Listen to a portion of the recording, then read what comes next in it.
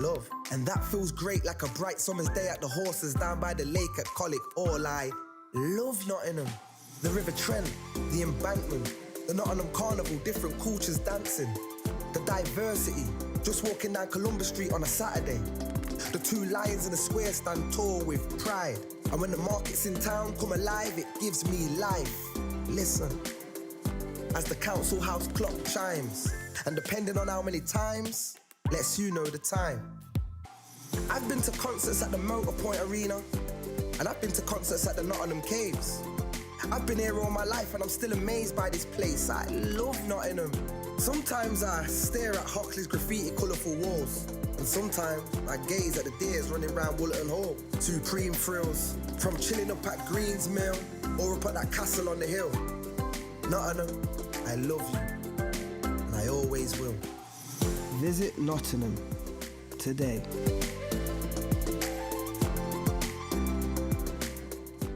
Nola, and I'm representing the Highfields programme, which is one of the sponsors of the Touch Rugby World Cup.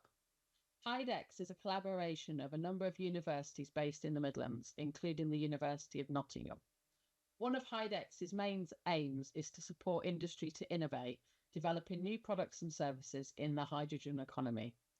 We decided to sponsor the Touch Rugby World Cup, particularly in relation to energy use, so that Geopura, a locally based business, can provide hydrogen to be utilised at the event, making the event more sustainable and improving air quality for visitors and competitors alike. We hope this support will encourage others to look for more sustainable ways to run similar events in the future. Finally, just to say, we hope everyone that's involved in the event has a great time.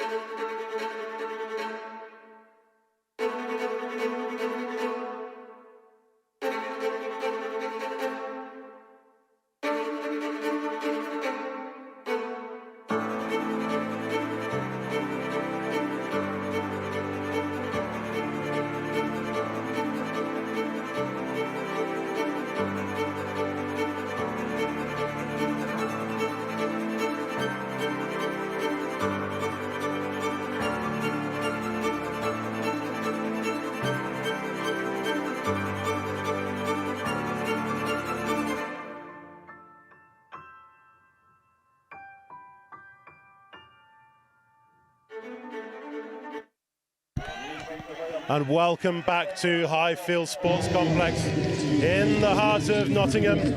We've just seen the best of what Nottingham has to offer, and if you come down to Highfields Complex over the weekend, you'll see the best that the world of international touch has to offer as well. My name's Chris Wearmouth, and I'm accompanied for this game, this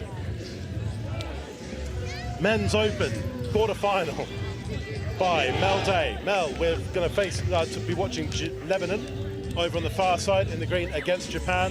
Here in the red, we can just see the emotions running through the Japanese as they're running out in front of us. Yeah, behind the Japanese sub-box, and these men look ready to play. And to take you through some of the pool action, Lebanon remained unbeaten through their pool, apart from that epic game that we saw against Australia, so they are looking very strong. whereas Japan, as well as losing to New Zealand, they had a couple of narrow losses to Tonga and the Cook Islands. So, especially after that Australian game, I think Lebanon, for me, are probably going into this the favourites. Yeah, I would tend to agree on this one. I think I've seen the Japanese against Singapore a couple of days ago, and they were mightily impressive. But, you know, we saw Lebanon play extremely well against Australia. We saw Lebanon play very, very well against England as well. And this is really going to be a clash of styles. Japan's really, you know, their driving play is well renowned. It's going to be quick, it's going to be direct, whereas Lebanon are going to play in a very, it's going to sound like a cliche, but they're going to play very Australian way, aren't they? Yeah, absolutely. A lot of the players in this team coming from Western Sydney, but representing their Lebanese heritage. And players to watch, look for number 13 and 14 for Lebanon, Luke Mansour and Rob Nuckler. And for Japan, Yutaro Yamamoto, the players to watch. And here come the Lebanese with the first attack of the game, looking to stretch the Japanese one way then the other, but also, as we say, not afraid to use the direct route in front. George Azzi with ball in hand, takes the touch and goes out. He gets the ball back again to Azzi. And John Paul Catalano as well, integral in that move. Ball goes high, up to Andre Bakos, number 6 on that far side. Hits the deck, but I think they have shown their intent early, Lebanon.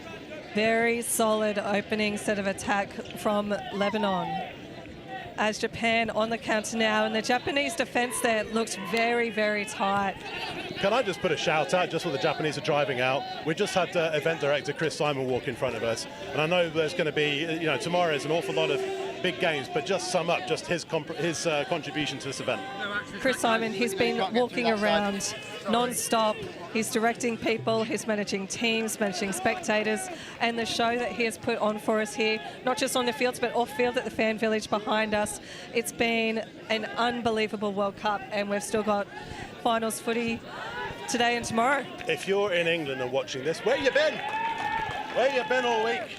Weather, apart from on Tuesday, has been absolutely beautiful, and I was upstairs with England mixed open winger Alice Hobson, and she was just saying that today is a beautiful day in terms of conditions for touch. The sun is gone from yesterday. It's warm, a bit breezy, a little bit humid. Perfect.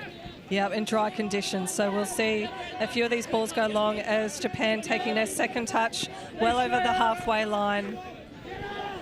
Driving up very quickly, the Japanese team, dodging a couple of touches. That's Atsuki Sato there, who was dodging the touches, but Lebanon shut him down in the end. And it's a 6-touch turnover. Still 0-0 here at the University of Nottingham's Highfields Sports Complex. Field 2, the Men's Open quarter-final. Finals football has been on its way for quite a while. And the intensity, you're just hearing it around the grounds here. The cheers they got up as Lebanon on the last play. What a fist out there from John Paul Catalano. But the defence was aware of what was coming, but that was an absolute pill. Catalano, he's been involved in all the action. I've tried to catch as many of these Lebanon men's games as I've can. And the speed at which Japan are driving up the Lebanese box at the moment, just incredible. Pick up from half by Yamamoto and caught. That scoop, we've seen that a couple of times already in that drive, just the pace. We said it in the build-up, Japan attacking with directness, with pace, with accuracy, and now they're going to have another opportunity, or they're going to have an opportunity for the first time to really build some pressure through multiple touches deep in the Lebanese half. All of a sudden, now you can't really do that now. What are they looking to do? I think they're looking to string some attack phases together. They've got incredible field position here, hips not square infringement. You can see them taking their time. Long ball out here, and what a defensive shutdown by the number 13, Luke Mansour for Lebanon. Yeah, the attempted pass came from Shuta Higino, number 16. What it's done is it's given Japan 6 more touches on or around at least the 7-metre line. The touch comes in, the ball goes through their hands, not quite as Spectacular pill out on this near side. Taishi Suiyasu on the receiving end. He gets shut down and the ball continues. But Japan still have touches in which to play. Touch comes in, quick off the floor. Oh, what a lovely deep ball from the Japanese.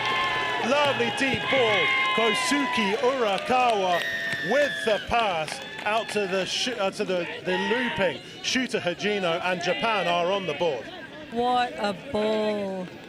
And that wing defender just struggling to make that shut down. Incredible link hole running from Japan, and they are pumped here on the sideline. They tried that move a couple of phases ago. Didn't work that time, did work this time. They've identified a weakness in the Lebanese. If there's one thing I saw from the Singapore game I covered earlier in the week, is Japan are very, very good at making tactical switches, especially during a game at half-time. Ball out to the wing. The Lebanese are back on. We've seen the pill go right to left out from Catalano, and this time it's come left to right. What a wind-up. Luke Mansour, he's already in the double digits for this World Cup, and the safest pair of hands that you will see going around. Wound up more than Zebedee from the Magic Roundabout. Springs into action with that pass out to this near side. We are tied 1-1. This is living up to the billing. Great hands there. Japan look for that deep pass again, but that's a late pass, and Lebanon has shut that down really well on Urakawa. Japan's, as we've seen already, one of Japan's key playmakers there in the mids. And Higo Lebanon driving down the field, going very direct to their sub box. They'll start to spread the ball now. Refereeing one of these games, Mel, I mean, we'll come back to this in just a second, is Lebanon on the 5th touch. Last strike play. Ball comes over the top from the other Catalano, Robert Catalano Jr. And Japan, as we restart this, how difficult is a game like this to referee? The speed at which these teams are playing is just incredible. So the referees will be concentrating on setting a really strong 7-metre line, really good onside line, and just watching the ruck to make sure there's no ruck infringements. But the speed at which this is going, it's a really, really tough game to referees. But I think the referees have done very well so far. It's been very smooth, end-to-end stuff, which is what you want to see. Check out the referee special on yesterday's Daily Show. Cutting edge tech and families all reffing together. So one of the great things about touch. Here come the Japanese. Comes, lovely passing, well, lovely accurate passing, but from Daiki Kubota, but the Lebanese are there to shut it down once again. Penalty, or turnover, should we say. A little bit of energy out there on the field, which is what you expect. Japan and Lebanon, two very passionate teams. That was a penalty given for a late pass.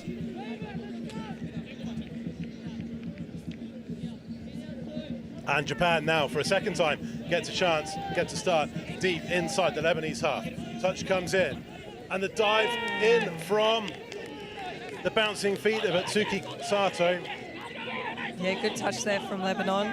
Shut things down, but the playmaker, Urakawa, is in the heart of things once again. Gets the ball quickly off the floor. And that's a penalty once again. I think that was a ruck infringement there, just pulling on the player by the looks of it from the referee signal, but giving this very dangerous Japanese team 6 again on the line. Urakawa out there really. Dive comes in on the far side. No, not given. Seiji Yamamoto. Touch just before the goal line. Unlucky from Japan. It looked very close from here in the commentary position.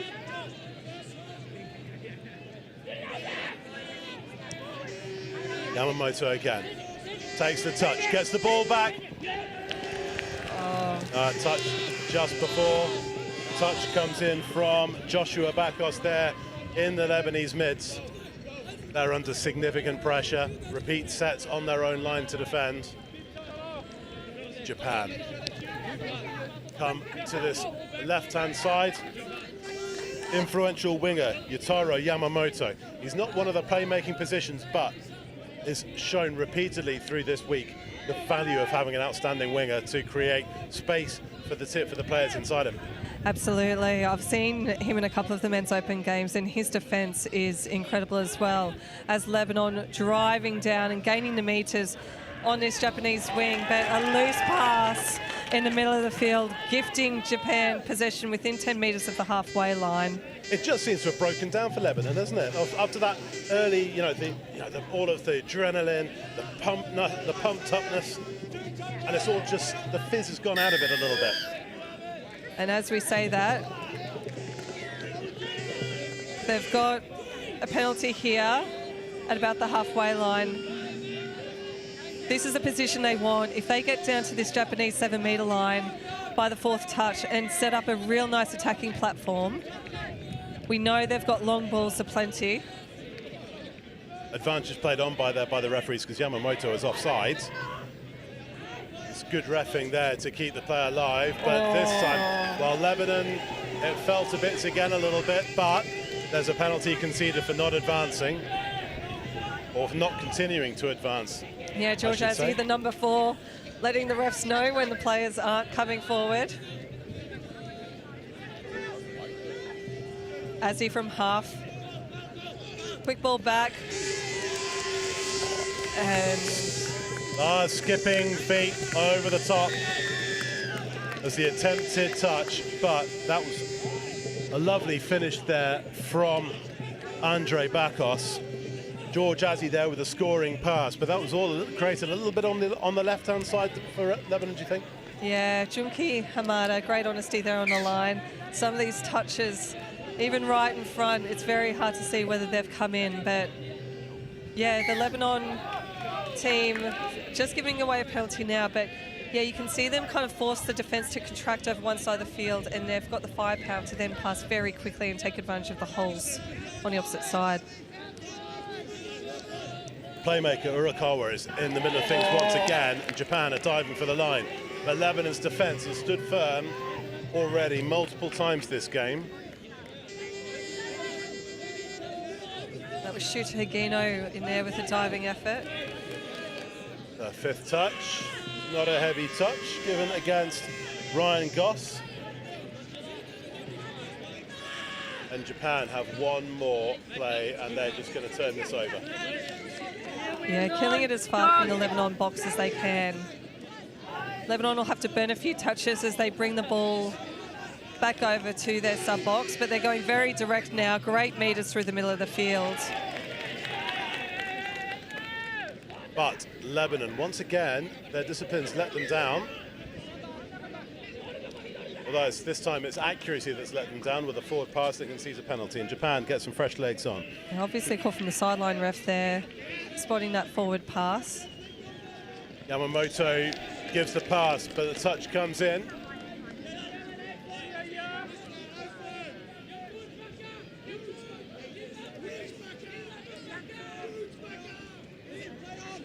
Out comes the pill, but it's just eludes the diving Taishi Suiyasu. This Lebanon defence is holding up. Japan have had repeat sets on the Lebanon line, and Lebanon holding strong, maintaining their one-try lead. And it's interesting, isn't it? It wasn't that long ago I was saying that the fizz had gone out of the Lebanese, but they are still one try to the good. It's almost against the run of play, given the dominance that Japan have had, certainly in terms of territory and possession. But here they come again. Lebanese's own playmaker. John-Paul Catalano is at it again, and once again his pass has absolutely ripped the Japanese apart. Straight through the middle, punching that link. What a score.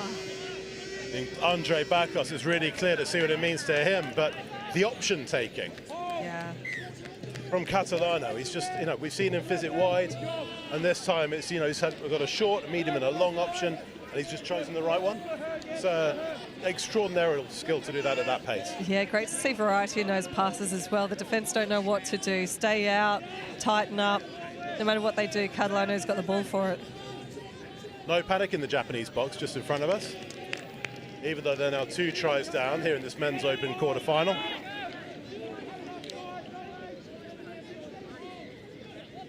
Lebanese get fresh legs on, but also opt for the drive. And here they come over into the Japanese half.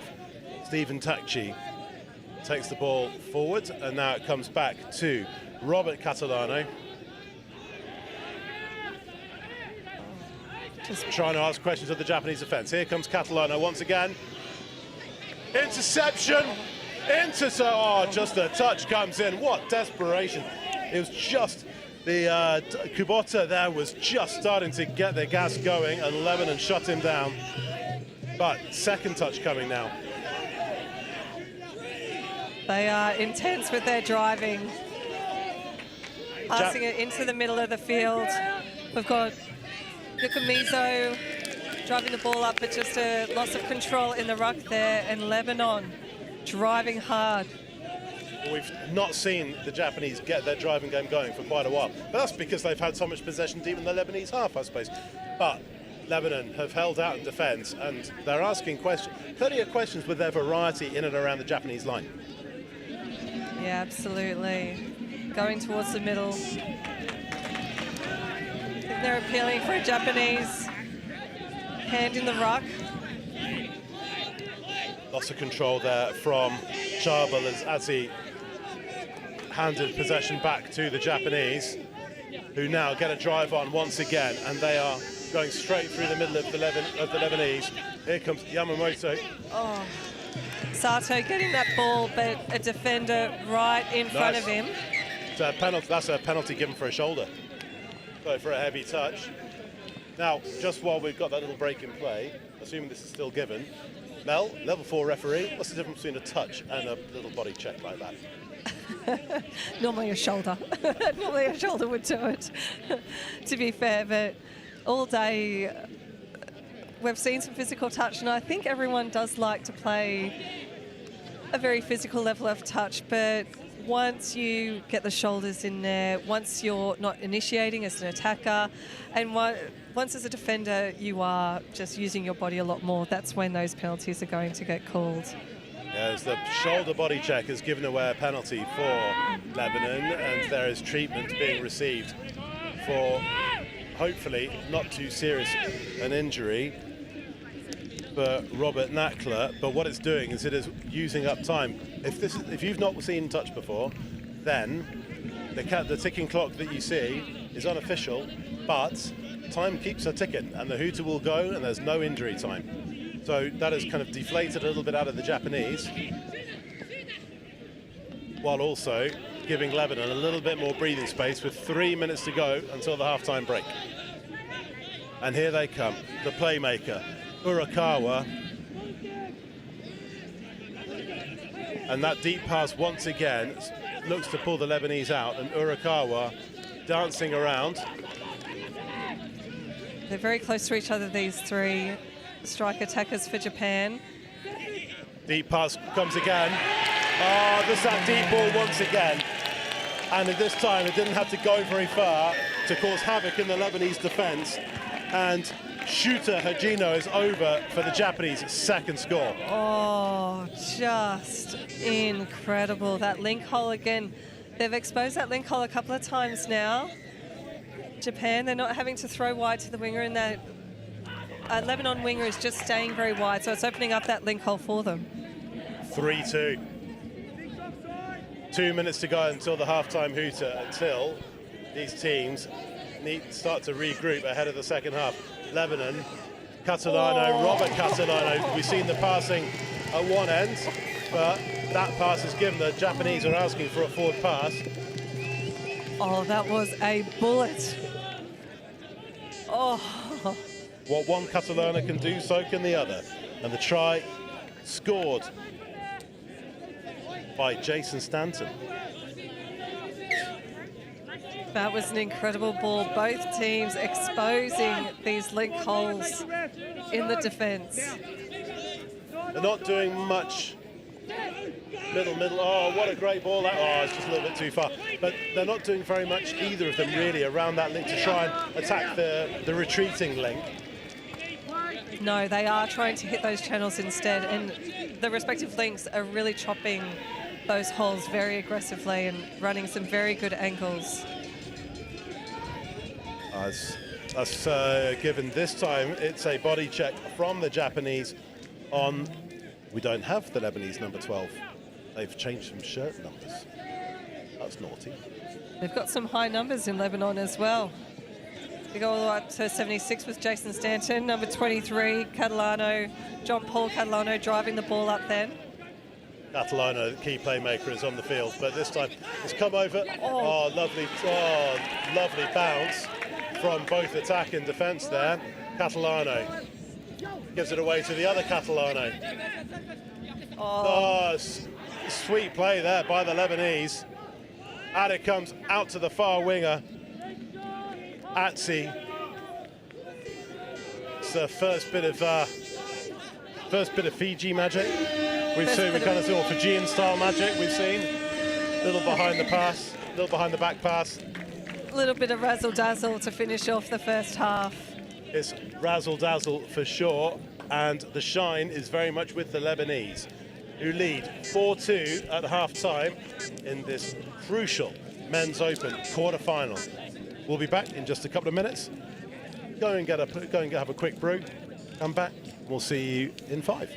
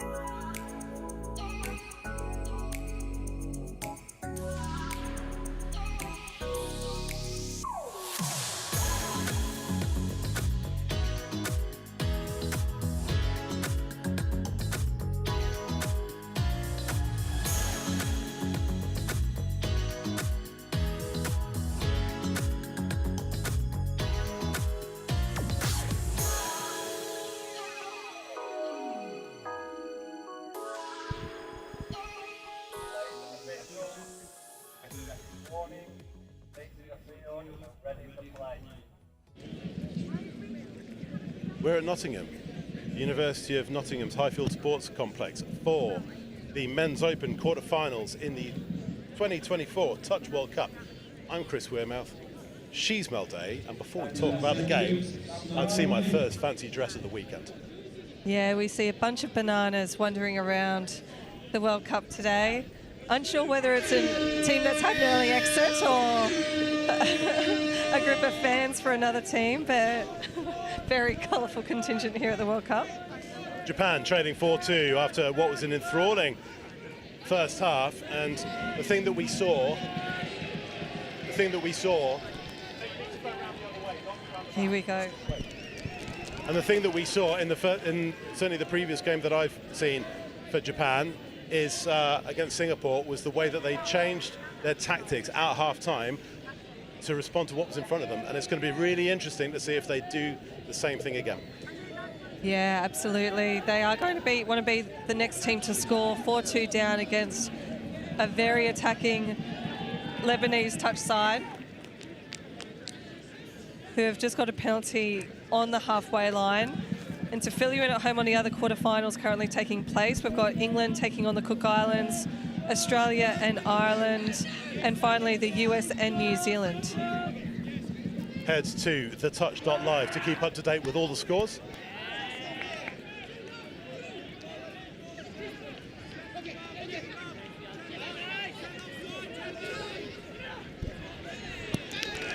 And the Lebanese were 2 up at half-time, and now they are 3 up.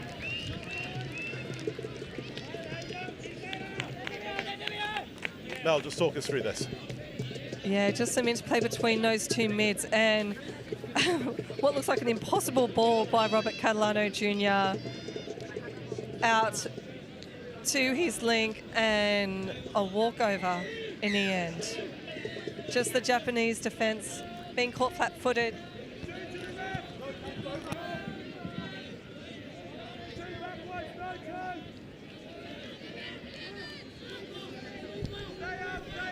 Japanese need to respond quickly, and response they do with the pill out to the near side. Taishi Suiyasu finishes things off for the Japanese, pulls them back to a 2-try deficit once again. The pass coming from, the lovely pass coming from the midfield, Junki Hamada. We're not seeing much of that in the first half, but it's paid dividend immediately in the second. Yeah, I think we'll start to see these long balls come through. And the Lebanon team rucking up the middle, taking their time.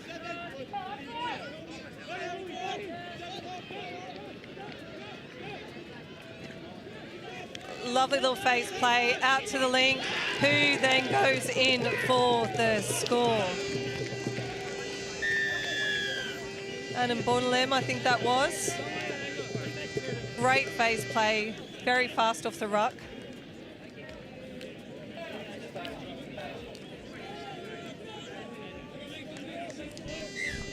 Awesome try by Lebanon, re-establishes that 3-try lead that they've got in this must-win quarterfinal.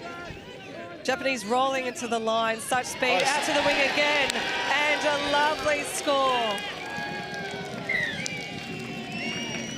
5 minutes ago, I asked you the question whether we were going to see any tactical differences from the Japanese. I believe the last 30 seconds has answered that question. They are hammering this right-hand wing, and the beneficiary of all of those tries, Taishi Suiyasu.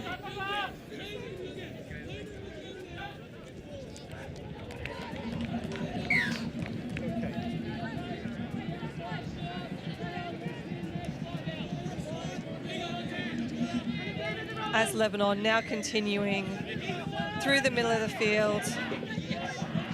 George Azzi directing play. Lovely touch in defence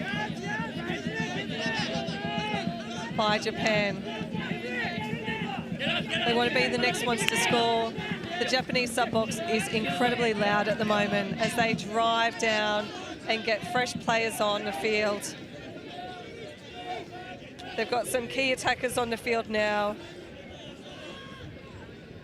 Picking up from half but half court with a very nice touch by George Azzi.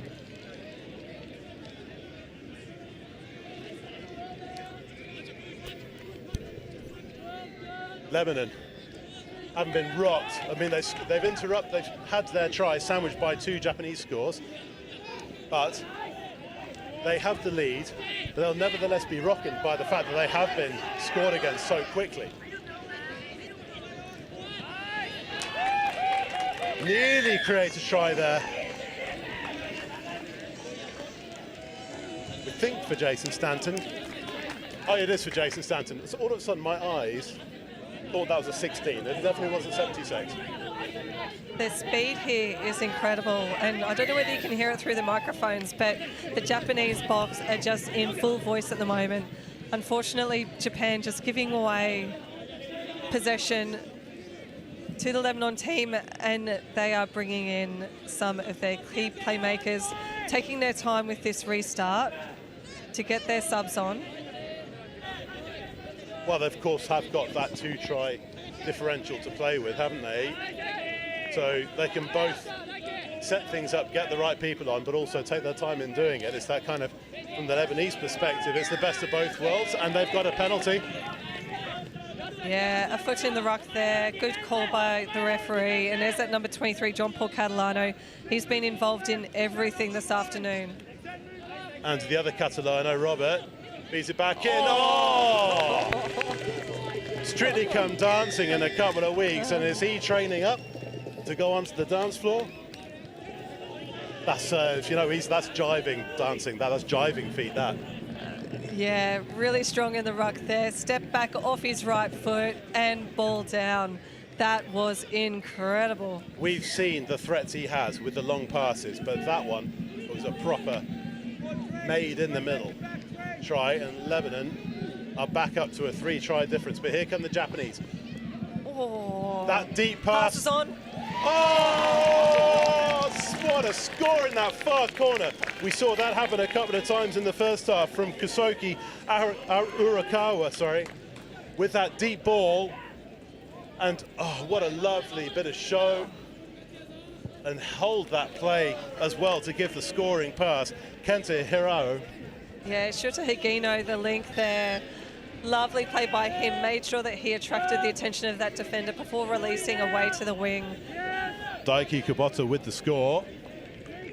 I am going to make a really bold prediction here, Mel. We're going to have extra time.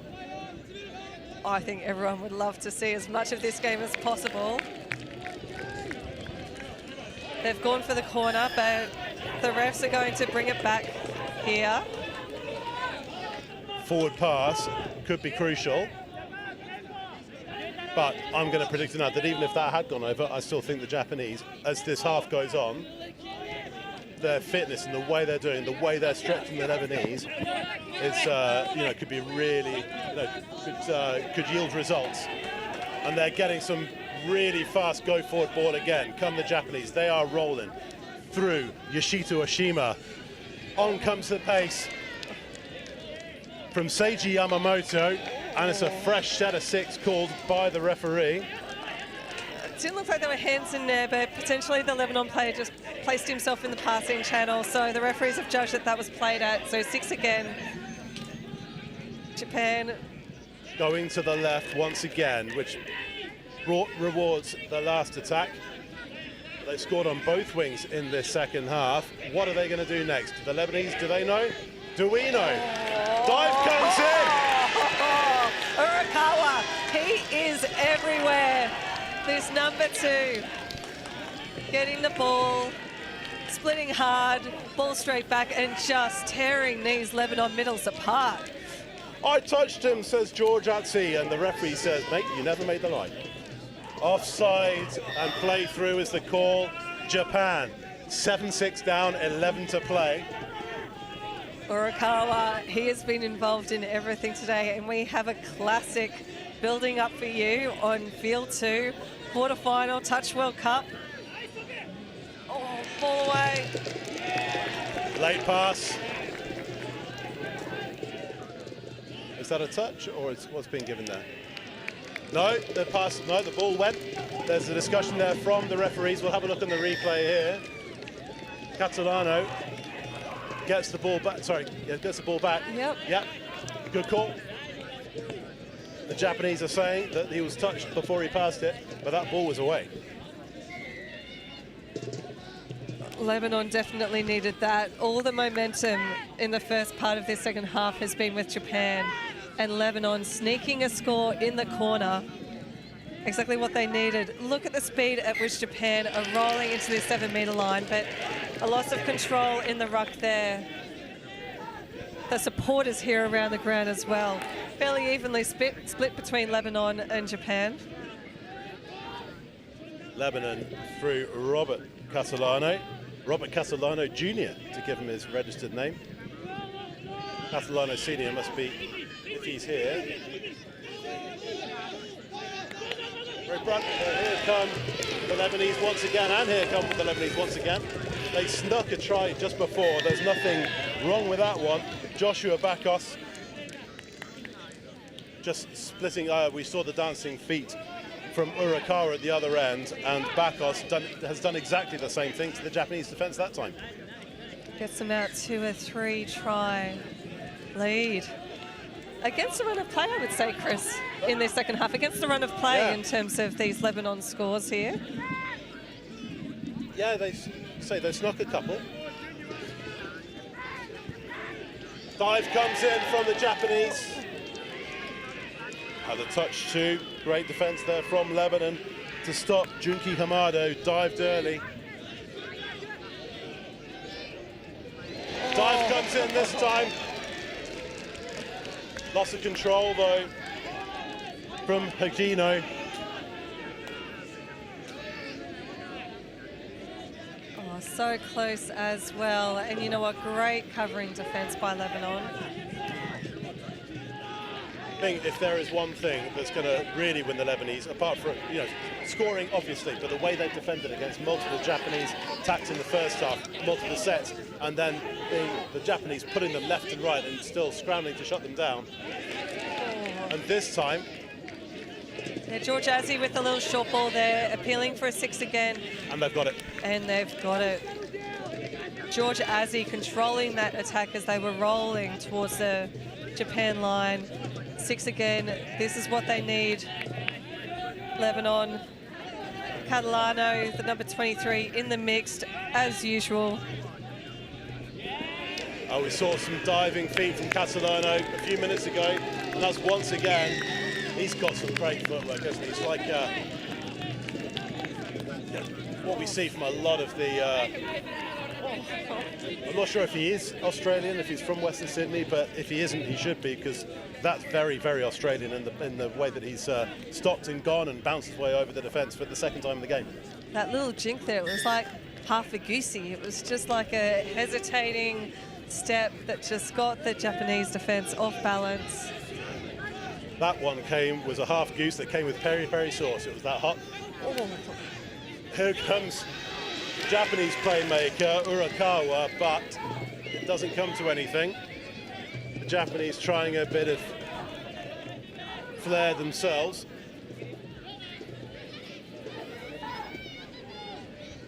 Lebanon, their defence does what it needs to do. It slams the door in the face of the Japanese. It's a good job I didn't put any money on that going to extra time, isn't it? I mean, there's still a chance here. This was much better in the midfield from Japan. I thought their shooting defence kept Lebanon tied down in their own half, and they've been rewarded with a change of possession here. And a penalty for throwing the ball away as well. It's the thing that the Japanese haven't been able to do. I was chatting to one of the England Mixed Open, and it seems to be maybe something that's across the board with their teams. I was chatting to one of the England Mixed Open players earlier who played Japan, and they said that it was, they were able to make a lot of meters against them in and around between the 10-meter lines. They're quite passive, and Lebanon have really made the most of it. Yeah, absolutely.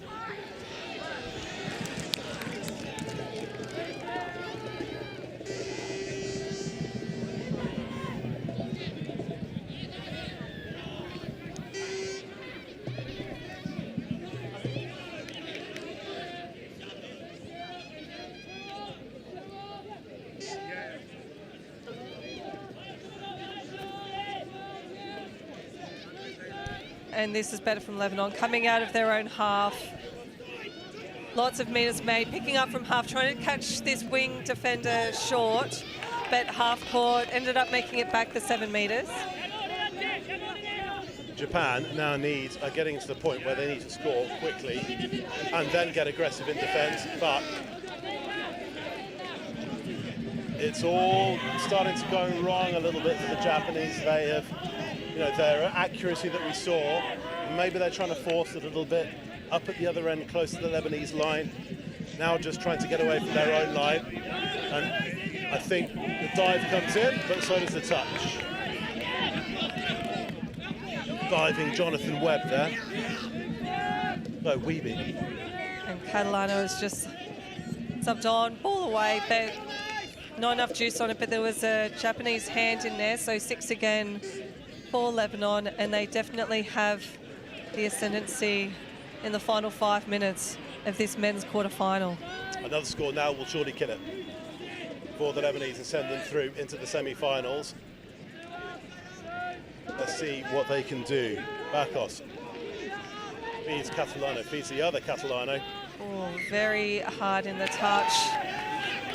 An interesting one, that one. I was thinking it would have been a tough call for a hard touch against the Japan team there, but they've got the ball back. Keeps the ball alive, does Seiji Yamamoto. Despite falling over, Japan need to score in this set. Referees take a tumble into the box. Play goes on though. They're trying to keep it alive, but again, the Japanese are just forcing it a little bit too much, and it all comes to nothing. And I was pretty confident about the extra time earlier on. That's proven to be wrong.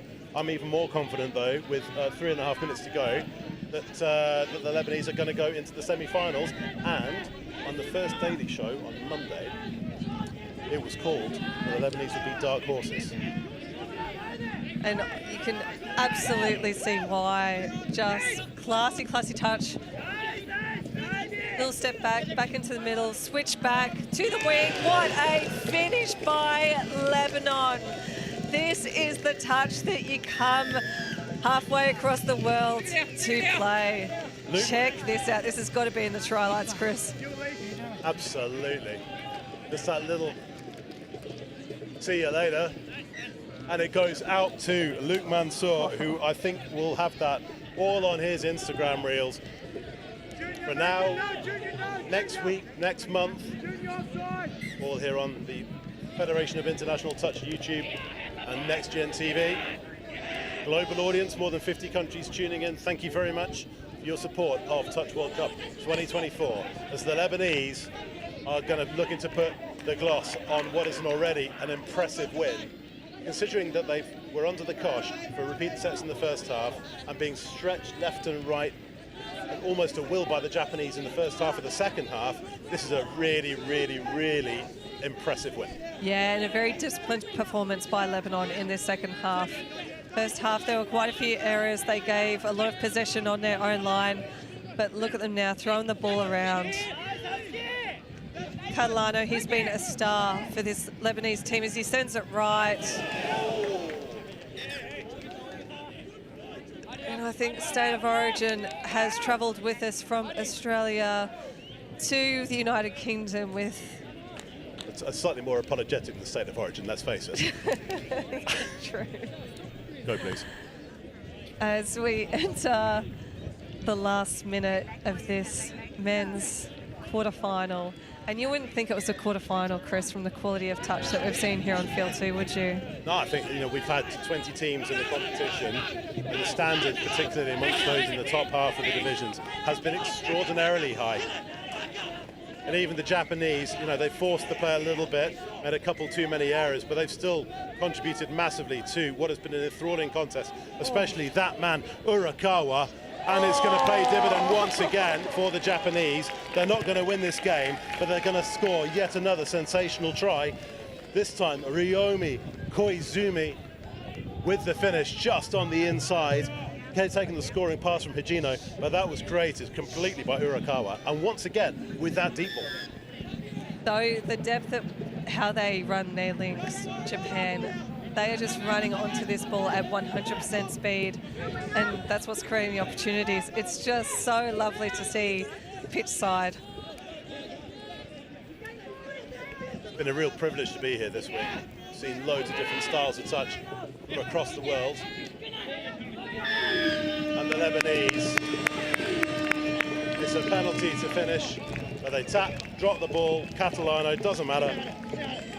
11-7 it finishes. Lebanon are through to the semi-finals in the men's open here in Nottingham.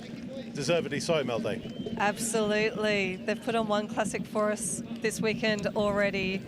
They've thrown down another amazing game on field 2, and I can't wait to watch this men's semi-final, who I expect will be against New Zealand. We will wait and see. Head to thetouch.live for the latest results. And we will be back, meanwhile, in 10 minutes with the women's 27s semi-final between England and South Africa. Very much looking forward to that game, Chris. We're going to go and get ourselves a drink. We'll see you in 10.